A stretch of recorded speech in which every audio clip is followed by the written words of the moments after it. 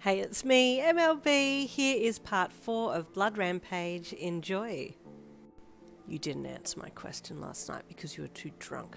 You can answer it now, he said in a low voice, staring directly at you. Who are you and who do you work for? There's no point lying to me because I know where you live and I can kill you at any second. He pulled his hand back to allow you to speak, and you just lay there panting. So, we did meet last night? You asked. I wasn't sure if I'd dreamt it or not. Answer my question, he said threateningly, his body starting to change to that of a jagged rock-like look. I'm Yin Lin, and I work for a company downtown that focuses on helping... Which hero agency? He snapped. Hero agency? I don't work for a hero agency, you replied, confused. Why were you looking for me? How do you know my name? He demanded. And now the truth was going to come out, and it was just a little bit embarrassing, so you looked away and tapped your fingertips together, blinking rapidly as your brain scrambled for the least embarrassing way to say it. Tell me, he snapped, thinking that you were stalling because he'd found you out. He grabbed for your throat, and you hissed with pain, slamming your eyes closed, as his fingers sank into the marks that he had left there from last night. Tell me or I'll kill you, he snapped. You were close to starting to panic, but then you felt his hand shaking, and you opened your eyes and you looked up into his eyes. He looked worried, scared. Rampage? You whispered out. Are you okay? The genuine concern in your voice really threw him, and he quickly let you go and jumped off the bed, standing there with a half-angered, half-pensive look on his face. Despite the pounding in your head and the fact that the room was spinning terribly, you sat up and made as if you were going to get out of bed to get to him.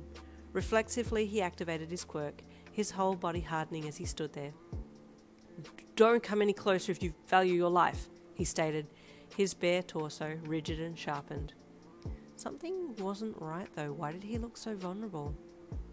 Rampage? You took a deep breath in. You might not believe this, but I've been a fan of yours since you were ranked about 13 on the villain chart.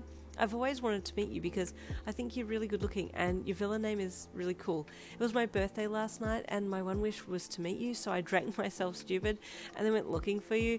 Can't believe I actually found you and that you're actually standing in front of me. It's like a dream. You're lying, he snapped, starting to tremble more. You're lying. That your lie.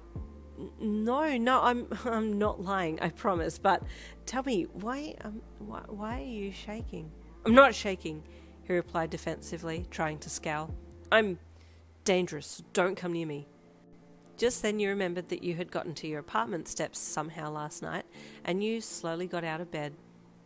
You brought me back to my place last night, didn't you? You saved me. No. Villains don't save people, he stammered, backing back to your bedroom wall as you walked slowly towards him. But you did, didn't you? You saved me. I didn't, he snapped, looking more and more worried. You did, you said, suddenly remembering snippets of being carried back home as you were slipping in and out of consciousness. You carried me. You quickly lifted your shirt and checked your side. There were small scratches there. These are from your quirk, aren't they? You asked him, turning side on so he could see. All I do is hurt people, he suddenly said, anguish evident in his tone. I'm a villain, okay? I'm an outcast. No one wants me. But I do, you said softly with loving in your voice. I think you're amazing. No, he said, tears welling in his eyes. You were so confused. What the hell was going on right now? You reached a hand out to touch him, but he activated his quirk more on his arm and smacked your arm away, then turned and bolted down the hall to the front door and ran out, not even bothering to close it behind him. You let out a small cry of pain as his thickened arm connected with yours, scratching you up something terrible. As he ran off, you looked down at the damage on your arm. There were decent-sized scratches all over where his arm had hit yours, and blood was gushing down your forearm to your elbow as you bent it to see. Ah, crap, you hissed, cupping your other hand under your elbow to catch the drops of blood as you ran to the sink in the bathroom to wash the wound. While you were in there, your friend came back, walking through the suspiciously open front door. I swear I closed that, she mumbled as she walked in and closed it behind her. Yen? She called out. Yeah, here, you called back from the bathroom. I got coffee and food, she called, walking to the kitchen.